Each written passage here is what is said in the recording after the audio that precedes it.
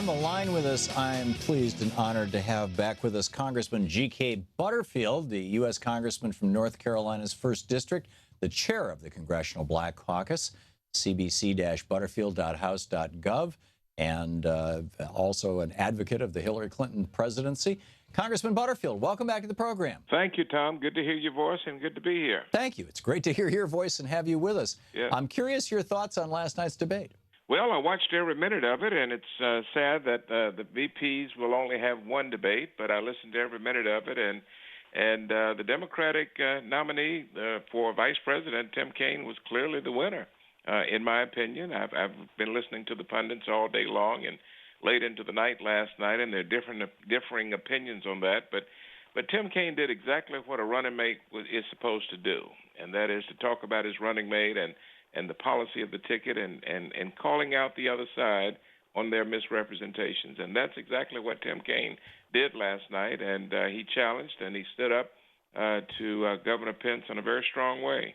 Yeah, it seems almost like Tim Kaine was doing a deposition, you know, where you depose somebody, you get the information from somebody preparing for an argument in court sort of thing.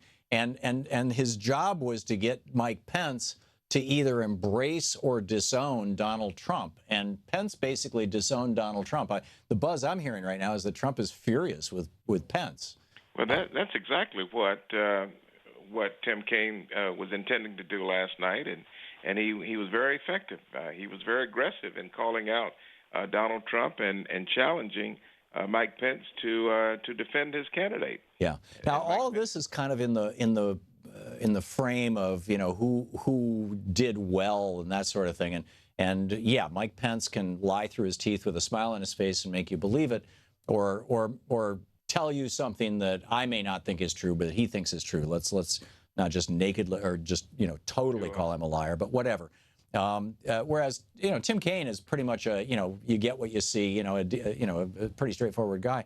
But that's not issues. What, in your mind, were the big issues of last night that we should be paying attention to? And what do you think were the issues that never got brought up that should have been brought up last night? Well, I mean, they spent considerable time talking about foreign policy and how the spread of ISIS is spreading throughout the Middle East, and how Donald Trump is so ill prepared to deal with the whole challenge of terrorism. He talks about terrorism, but Secretary Clinton has a long history of dealing with foreign policy, and Governor Pence just did not have the ability to lift up his candidate to show that he is ready for the world stage. And so Syria and the whole threat of terrorism, and on the domestic front, they tried to talk about income inequality and how the economy has benefited those at the top. And every time Tim Kaine would try to challenge Governor Pence on these great issues, he would pivot and go in another direction. It's clear that Mike Pence did not want to defend his candidate last night. It looks like he's trying to position himself for 2020, quite frankly. Yeah. Now, you're the chair of the Congressional Black Caucus, and the issue of institutional bias was the phrase that was used last night, which I thought was very anodyne, very sanitized, instead of using phrases like, you know, white supremacy or institutional racism.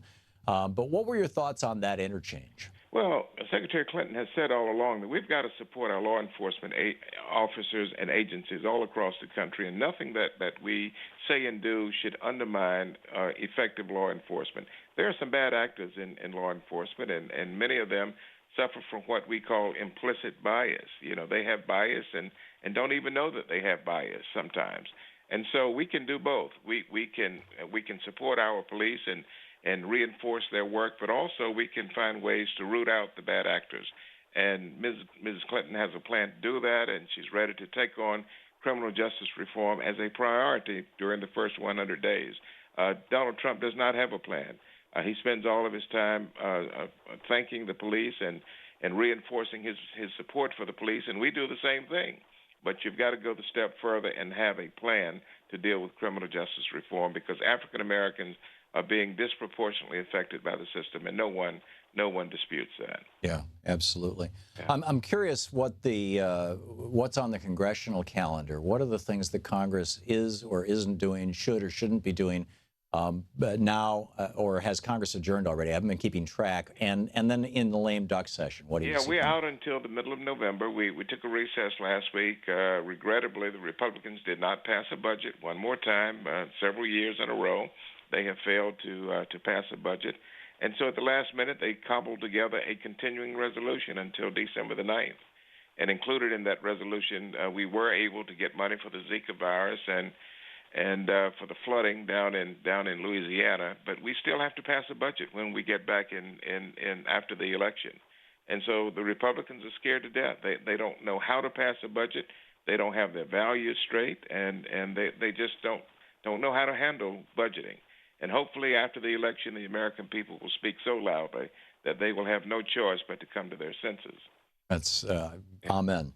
Congressman GK Butterfield, representing North Carolina, chair of the Congressional Black Caucus. Congressman, it's always an honor to have you on the program. Well, thank you. So North Carolina is a swing state, and we're in play, and we can feel the energy in North Carolina. It's going to be a good Democratic victory in North Carolina. I can feel it. From your lips to God's ears. I thank sure you, sir. hope so. Congressman, thank you very much.